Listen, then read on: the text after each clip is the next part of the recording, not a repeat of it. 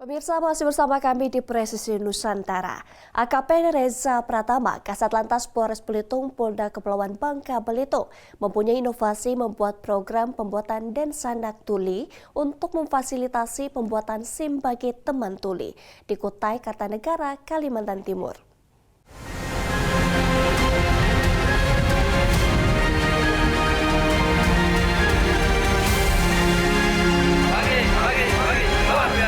Kita juga harus bisa melihat lingkungan sekitar kita, bahwasanya ada beberapa saudara-saudara kita yang memiliki keterbatasan dan mereka punya hak yang sama-sama dengan kita.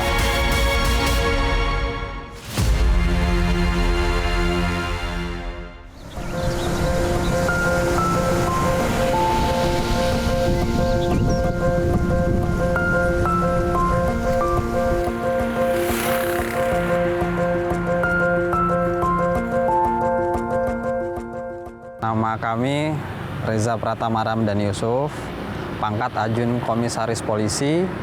Kemudian kami menjabat selaku Kasat Lantas Polres Belitung, Polda Kepulauan Bangka Belitung.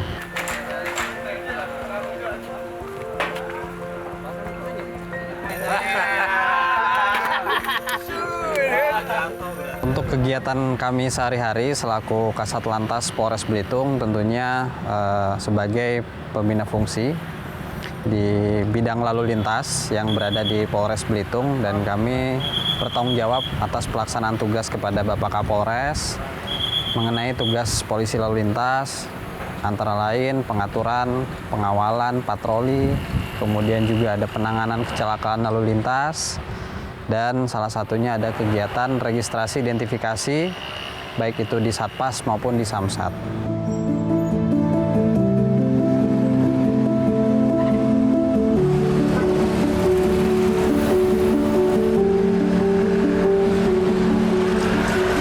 Densanak Tuli ini merupakan program kami pada saat menjabat sebagai Kasat Lantas Polres Kutai Kartanegara, Polda Kalimantan Timur di tahun 2023. Ini merupakan program yang kami inisiasi sebagai bentuk mengakomodir bagi teman-teman kita yang memiliki keterbatasan, salah satunya yang tunarungu, sehingga teman-teman kita ini bisa mendapatkan surat izin mengemudi sesuai dengan kemampuan berkendaranya masing-masing.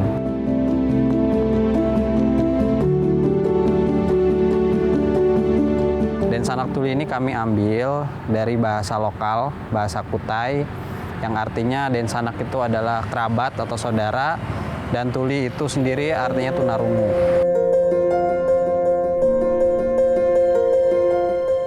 Ini sebenarnya pengalaman kami pribadi bahwa pada saat kami di Kutai Kartanegara, di Tenggarong, tanpa tidak sengaja kami menemukan teman-teman ojek online pada saat order GoFood. Nah, ternyata teman yang mengantarkan atau jasa pengantaran ini memiliki keterbatasan. Dari situlah kami coba menggali, mencari informasi, dan ternyata mereka dalam kemampuan berkendara bisa, dan pendengarannya tidak 100% hilang. Masih bisa mendengar dengan kategori tertentu, sehingga menurut kami dan menurut petunjuk dari Korlantas itu layak untuk mendapatkan, sehingga kami mengakomodir itu. Jadi untuk teman-teman yang tunarungu itu bisa mendapatkan SIM A dan SIM C sesuai dengan STR dari Bapak Kakor Lantas, bahwasanya mereka bisa mendapatkan SIM A dan SIM C sesuai dengan kapabilitas dan kemampuan berkendaranya. Jadi setelah teman-teman kita yang ada keterbatasan dalam hal pendengaran ini mendapatkan surat izin mengemudi, kami juga menyertakan tanda atau stiker bagi mereka yang berkendara berupa stiker difabel dengan ada tanda telinga tercoret. Ini merupakan lambang atau stiker yang sudah diakui oleh internasional dan kami adopsi untuk kami jadikan penanda bagi pengendara yang memiliki keterbatasan. Fungsinya apa? Fungsinya adalah supaya pengendara di sekitar itu mengerti dan mengetahui bahwasanya di sekitar pengendara tersebut ada pengendara yang memiliki keterbatasan. Salah satunya bentuknya seperti itu. Untuk proses mendapatkan SIM bagi teman-teman yang tunarungu itu tidak ada perbedaan dengan teman-teman yang normal yang lainnya. Ada tahapan-tahapan yang memang harus dilalui oleh pemohon SIM yang memiliki keterbatasan pendengaran dan semuanya wajib dilalui. Yang paling terpenting adalah kapabilitas dan kemampuan berkendara. Berdasarkan Perpol nomor 7 tahun 2021 bahwasanya memang ada beberapa tahapan baik itu persyaratan maupun uji dalam hal mendapatkan SIM. Salah satunya ada uji praktek, uji teori, dan salah satu persyaratannya juga sehat jasmani dan rohani. Nah, ini tetap kita berlakukan bagi teman-teman yang keterbatasan pendengaran dan tidak ada bedanya dengan pemohon SIM yang sifatnya normal.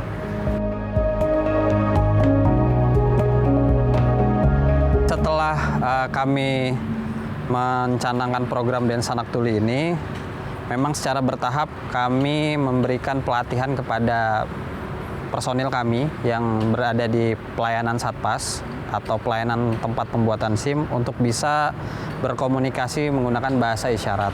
Kami bekerja sama dengan Kalia untuk bisa memberikan pelatihan kepada personil kami sehingga bisa berkomunikasi dengan teman-teman tunarungu secara normal dengan beberapa bahasa isyarat yang memang sering digunakan oleh teman-teman kita, sehingga lebih mudah dan lebih mudah dimengerti dan dipahami.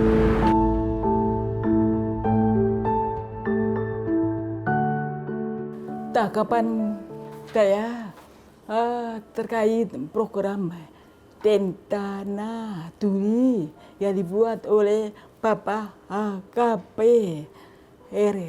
Resta sudah sangat baik karena dapat mengakomodir teman tuli dalam pembuatan surat izin mengemudi A dan T. Kemudian program ini menyesuaikan dengan kearifan lokal Kalimantan dengan menggunakan kata Dentana Tuli. Hal tersebut akan membuat citra polisi yang lebih mengayomi dan dekat dengan masyarakat, khususnya teman tuli.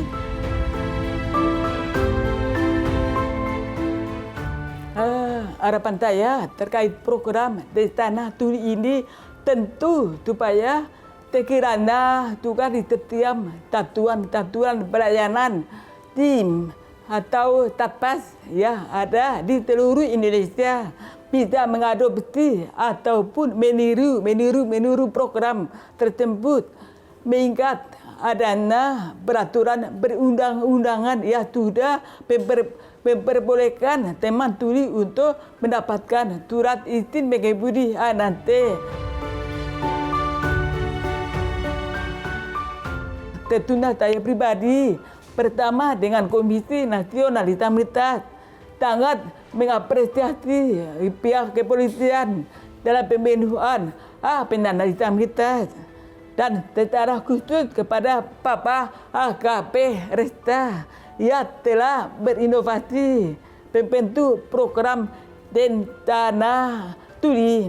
Semoga lahir program-program yang lebih baik lagi ke depannya untuk pelaksanaan penghormatan, perlindungan dan pemenuhan penyandang disabilitas di Indonesia. Pertama, kita menuju Indonesia yang lebih inklusif.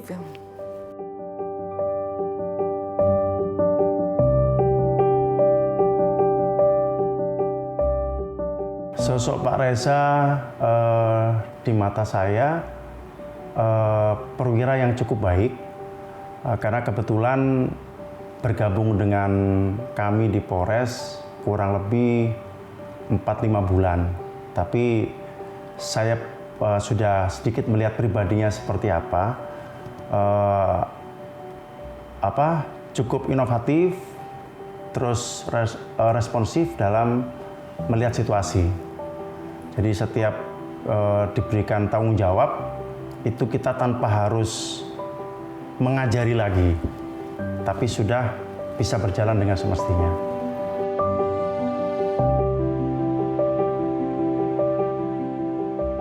Saya sedikit saja mendengar waktu itu saat Pak Reja masuk ke Polres Bitung.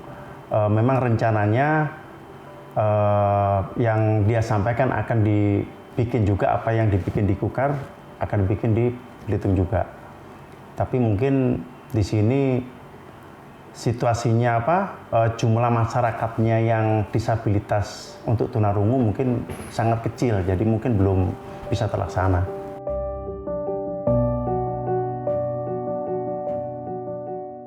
Harapan kami karena SIM merupakan salah satu pelayanan publik, bisa juga dilaksanakan karena akan menjadi terobosan bagi Polres Belitung. Meskipun jumlahnya kecil, tapi kita setidaknya bisa memfasilitasi dari orang-orang disabilitas yang khususnya tunarungu. Semoga bisa dilaksanakan.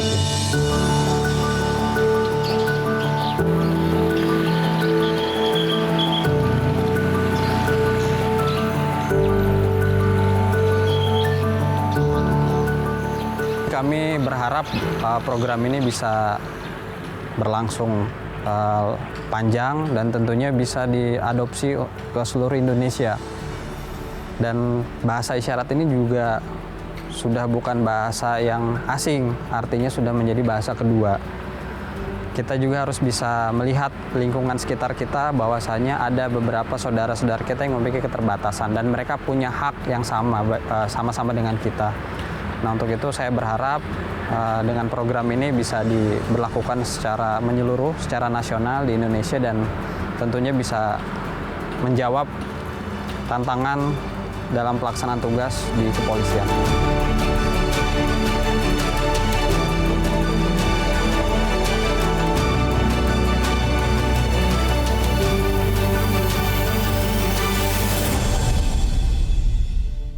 Pemirsa, informasi fasilitas pembuatan SIM bagi teman tuli tadi sekaligus menutup jumpa kita di Presisi Nusantara kali ini. Sajian informasi terbaik Presisi Nusantara akan selalu kami hadirkan untuk Anda. Saya Bribda Joy Syunika, terima kasih atas perhatian Anda dan salam presisi.